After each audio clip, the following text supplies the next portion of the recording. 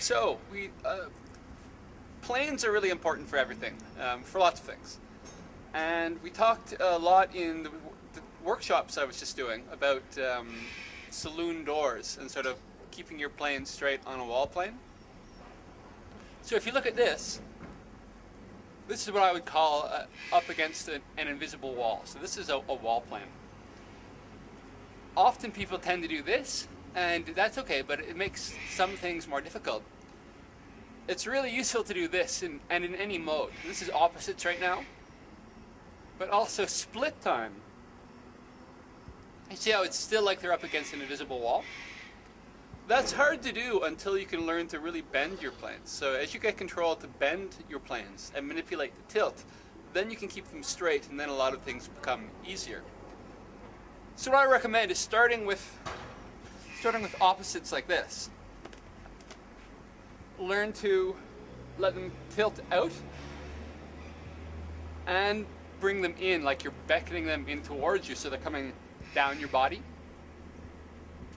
So that's what I mean by saloon doors. They open out, they open in, they open out, they open in. And if they open in enough, they jump your arms and they can keep bending, and now they're coming up in the middle. And if you bend those in, they're coming up your body. Those can jump your arms, keep bending, they're coming down in the middle again. And I call that orbing, where you can take your planes through a full circle. And that means you're getting control through a full range of movement, and that's really, really useful, and it feels good. And then we talk about variables, because once you can bend them both out, or both in, the next thing to try is to try to bend one out and one in. See what I mean? So that means you start here, and you might have to do one poi at a time. You think, okay, your right poi maybe is going to bend out, so it's coming down the wall in front of you. The left poi is going to beckon it in to come down your body. Then you do that together. And back. And the other way. And back. And then this you can also learn to orb.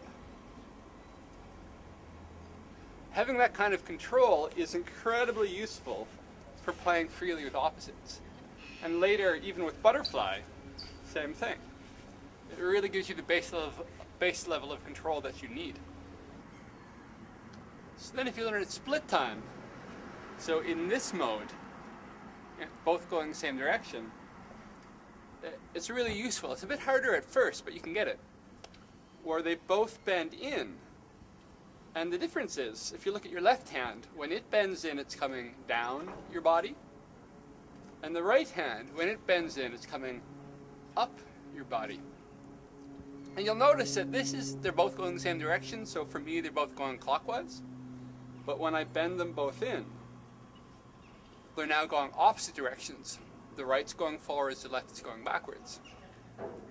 If they both jump my arm and keep going, they're back on the wall plane, but now they're going counterclockwise. Those can both bend in, jump my arms, clockwise, bend in, jump my arms, counterclockwise, bend in, jump my arms, back to where I started.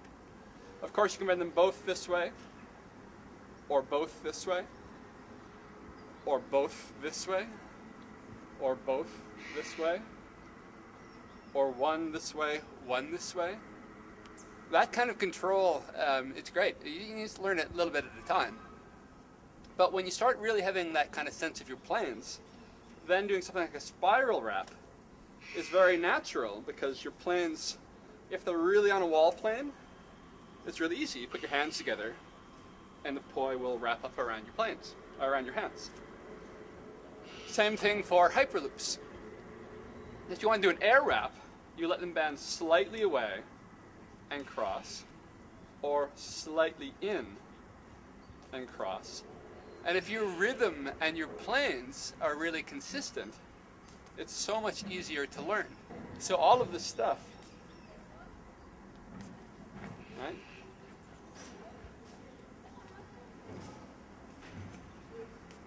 having that plane control makes it possible.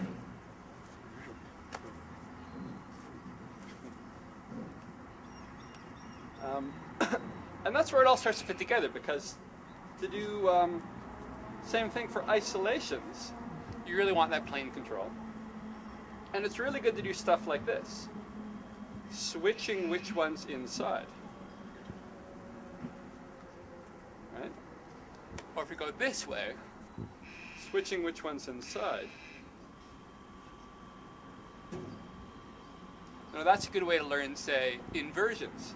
Because an inversion combines an isolation, and it's a bit like a weave, where if you look at my right hand, the orange poi, instead of crossing to the outside, instead of crossing over here, it isolates and comes up through the hoop.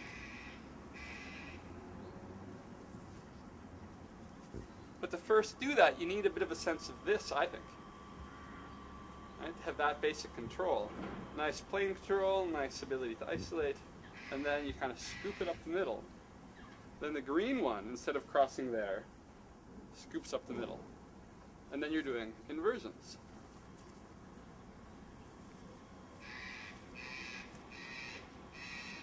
An inversion is basically like a hyperloop in a lot of ways. So if you look at this, see how the right leads up the middle, left up the middle, right up the middle, left up the middle. When you do a hyperloop, it's the same thing. The right leads up the middle, left up the middle, right up the middle, left up the middle. So an inversion is basically the same thing as a hyperloop, but in a hyperloop your tethers happen to cross. But the poi pass ultimately through the same spaces.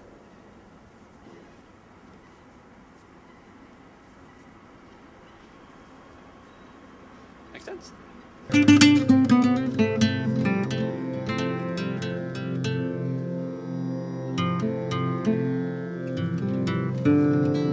On the road to poi mastery, don't be afraid. Just let the poi hit you, watch him hit you, and just see what you'll learn. Just see what happens. So don't let little, like things stress you out.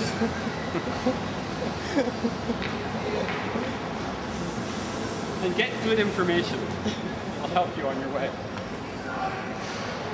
Can I just say that you brought a wonderful smile to my face. You look gorgeous. Thank you. Oh, and also wear pink bunny ears. It helps you with your hyperloops.